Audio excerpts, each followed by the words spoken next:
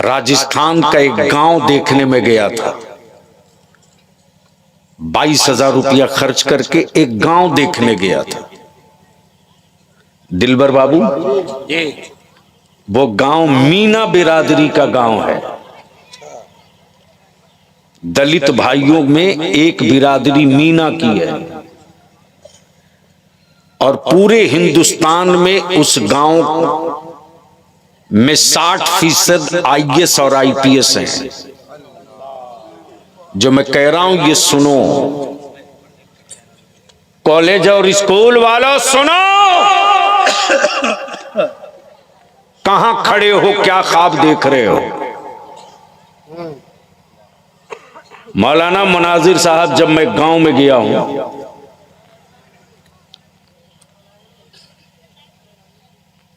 झालवाड़ के करीब है ये, तो मुझको लगा कि मैं जरा उस गांव को देखूं जहां 60% IAS और IPS पैदा होते हैं।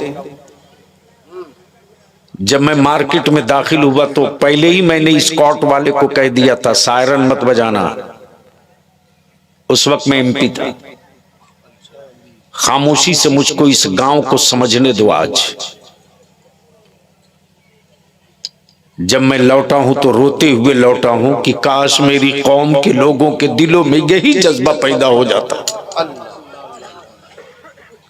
काश हर बाप अपनी औलाद के लिए अपने दिल में यह दर्द पाल लेता। काश हर मोहल्ले का जिम्मेदार अपनी बिरादरी, अपनी कम्युनिटी और अपने कौम के बच्चों के लिए यह जज्बा तैयार करता। ये जो पैर में जूती और चप्पल राजस्थानी पहनते हो ना, सबसे बड़ी फैक्ट्री नहीं, घर घर का कारखाना है वो। दिलबर साहब, एक दुकान में मैं खामोशी से गाड़ी से उतर के दाखिल हो गया। एक बूढ़ा एक बूढ़ी जूती चप्पल बना रहे थे। मुझको देखा तो उसने बरजस्ता कहा, जनाब मैं क्या आपकी खिदमत करूं? मेरा दिमाग घूम गया। मैंने कहा, मैं बहुत नाम सुना था, बिहार से आया हूं, एक अच्छी सॉफ्ट जूती हो तो दे दें। तो उसने एक गिलास पानी दिया और बोला, क्या जनाब दलित के हाथ का पानी पी सकते हैं? सुनना गौर से। जैसे ही उसने कहा कि क्या आप दलित के गिलास का पानी पी सकते हैं, मैंने कहा, मुसलमान ही वो कौम है, क्या बात है, जो नफरत नहीं करती है, दलितों से मोहब्बत करती है। इसलिए कि मेरे पैगंबर ने छुआछूत नहीं रखा। मैंने 2 घूंट पानी पिया, बैठ गया। उसके बाद मैं अपने एजेंडे की तरफ लौटा कि जनाब आपके गांव में गरीब घर कौन सा है? सुनिए दिलबर बाबू, आपके गांव में सबसे ज्यादा गरीब कौन है? उस बूढ़े ने जवाब दिया, मेरे पूरे कस्बे में सबसे बड़ा गरीब वो है जिसका बेटा DSP है।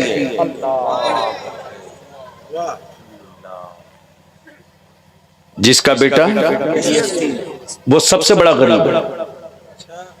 मैंने कहा, बकीये? उसने जवाब दिया कि मेरे गांव में, मेरे कस्बे में 60% IAS और IPS, 75% एडिशनल कलेक्टर, 32% जजेस मिलेंगे। मैंने कहा, आपके गांव, आपके मार्केट में बच्चियां नहीं दिख रही हैं? उसने जवाब दिया, मेरे कस्बे की छोरी पढ़ती है, हम रिटायर्ड हैं, हम रिटायर्ड हैं, हम अपने बाप दादा के पेशा को जिंदा रखें। बलिया भी तुझसे आखिरी बात कहता है, वो तुझे याद नहीं रे, तुझे याद नहीं जब पटुआ का साग और रोटी और भात खा करके बाप दादा ने जिंदगी बिता दी, लेकिन जमीन का कोई टुकड़ा नहीं बेचा। जी चाहता था अच्छा खाए, लेकिन नहीं खाए। जी चाहता था अच्छा कपड़ा पहने, नहीं पहने। आज हम जमीन बेचकर अच्छा खा लेंगे तो कल मेरे बच्चों का क्या होगा। लेकिन आज उन्हीं की औलादें जमीन बेचकर दामाद खरीद रही हैं। आज उन्हीं की औलादें जमीन बेच करके जहेज और तिलक दे रही है। सोचा कभी कि दादा जब पटुआ धो रहे थे तो उनके बदन से बदबू कैसी आती थी? कभी सोचा? नहीं सोचा। इसलिए कि मरी हुई लाश कभी सोचती नहीं है। और याद रखना, लाशों को कांधे की जरूरत पड़ती है, जिंदा कौमों को कांधे की जरूरत नहीं पड़ती है। अब अगर जिंदा कौम हो तो सिर्फ एक काम कर लो पचगच्छी वालों, सभी मस्जिद के इमाम, सदर, सेक्रेटरी, जनप्रतिनिधि मिलकर के एक मीटिंग करके एक चटाई तैयार कर लो कि हम निकाह सस्ता करेंगे, हम शादियां आसान करेंगे। मालूम है दिलबर बाबू, इस इलाके में दिन में बारात आती है। दिन का मतलब 4 बजे बारात पहुंचेगी। 4 बजे यही इलाका है। झौवा तक बैलगाड़ी का सफर मैंने किया है। यही आजमनगर का धूमनगर है। जिंदगी में पहली बार आया था आज से 39 साल पहले। कटिहार से जीप रिजर्व करके टुन्नी दीगी होते हुए इसी बार सोइए आजमनगर होते हुए जब मैं पहुंचा, दिलबर साहब तो सुबह हो गई थी, ट्यूबलाइट खुल रही थी, ट्यूबलाइट खुल रही थी। जब धूमनगर के जवानों ने, बुजुर्गों ने देखा तो बोले जीप आई है, लगता मौलाना आया है। जब मैं पहुंचा तो लोगों ने कहा हजरत जलसा खत्म हो गया। मैंने कहा उसके लिए वो कोई मैटर नहीं है, जलसा खत्म हो गया। आपका दिल न टूटे, चूंकि मोबाइल था नहीं, सिर्फ इसलिए कि आप ये न कह सके कि मौलाना ने वादा खिलाफी किया। मैं आ गया, सवारी नहीं मिली, नदी पार होना था, नाव कश्ती बंद हो चुकी थी। मैं आ गया, आप इजाजत दे मैं चलूंगा। लोगों ने कहा नहीं, 3 घंटे का मौका दीजिए।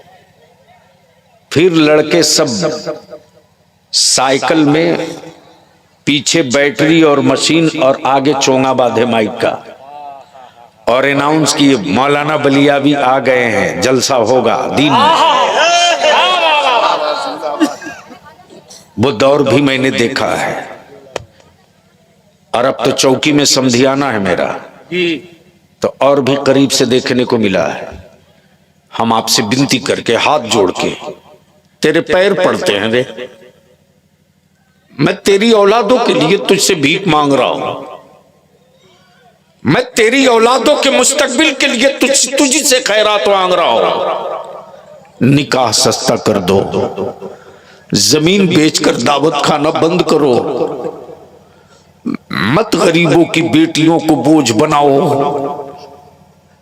याद रख, आज गरीब की बेटी बोझ बनेगी तो कल तू भी बेटी का बाप बनेगा। और ये दौलत जो है ना, एक चैनल है, एक चैन है। आज मेरे घर है, कल तेरे घर होगी। जो आज इसके घर है, कल उसके घर होगी।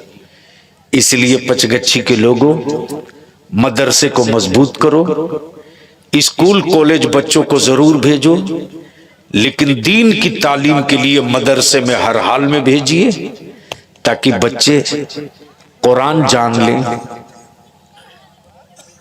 तौहीद जान लें, पाकी जान लें।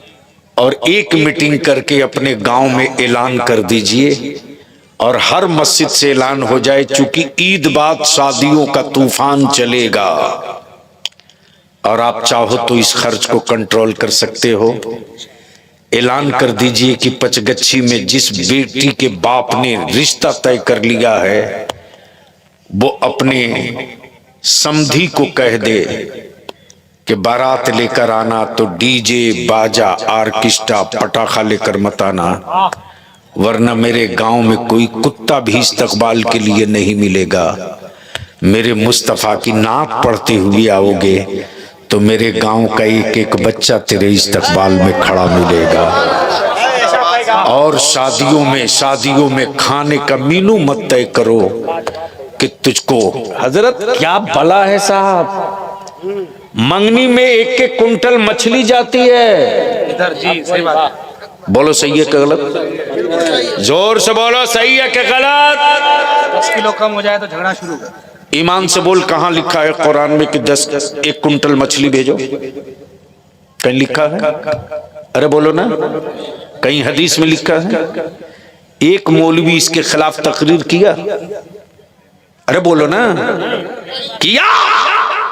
लेकिन मेरे आका की मिलाद के खिलाफ यह सऊदिया का ज़कातखोर खूब भोंकेगा। क्या बात है, खूब भोंकेगा, मेरे आका की इल्म गैब पर खूब भोंकेगा। लेकिन जिससे आप तक की इज्जत खतरे में पड़े उसके खिलाफ नहीं बोलेगा। अब बताओ, तुम्हारा समधी 1 कुंटल मछली क्या करेगा? तालाब में डालेगा? इस रस्म को बंद करो, पैसा बचाओ। वलीमा में भी फालतू खर्च बंद करो, पैसा बचाओ। और बड़े बाप के बेटों से, बड़े बेटों के बड़े बाप से कहूंगा कि वलीमा और बारात का पैसा बचा लीजिए, और बचाकर चुपके से अपने मोहल्ले के गरीब की बच्ची के लिए निकाह का इंतजाम करा दीजिए। उसको पता भी न चले और उस गरीब की बेटी रुखसत हो जाए। जिस वक्त उस बच्ची को पता चलेगा कि फला चचा फला दादा फला ने मेरे बाप की गुर्बत को देखते हुए मेरे निकाह का सारा खर्च अपने बेटे और अपने अरमान को कत्ल करके इंतजाम किया है, याद रखना। उसके तन से जो औलाद पैदा होगी ना, वो बेटी अपनी औलाद को वो सबक सिखाएगी कि बेटा तू मेरी औलाद है ना, तो तुझ पर तेरी दूध का एक बोझ और भी है कि मेरे गांव का फला चचा फला दादा, कभी उसकी तौहीन मत करना, उसका एहतराम करना। इसलिए बलियाबी की बिनती है, गाड़ियों के काफिले निकालना कम करो, टेंट माइक लाइट साउंड पर पैसा खर्च करना बंद करो। इसी पैसे को बचाकर अपनी औलादों को पढ़ाओ। अगर पढ़ाकर पावर वाला कलम दिला दिया ना, पावर वाला कलम, तो याद रखना तलवार के मारे हुए जख्म भर जाते हैं, कलम की मारी हुई नस्लें नहीं संभलती हैं। हमें कलम से मारा गया है और कलम के जख्म का मरहम नहीं, कलम के घाव के भरने के मरहम का नाम कलम है। अल्लाह ताला अमल खैर की तौफीक रफीक अता फरमाए। हाँ, 2 फरवरी को यहां से पूर्णिया बहुत दूर नहीं है। कै फरवरी को? 2 फरवरी। जोर से बोलिए, कै फरवरी को? 2 फरवरी को पूर्णिया के रणभूमि मैदान में, किसके लिए? नबी की इज्जत और नामूस पर कानून बनाने के लिए। मॉब लिंचिंग, मुसलमानों के बच्चों के मॉब लिंचिंग के खिलाफ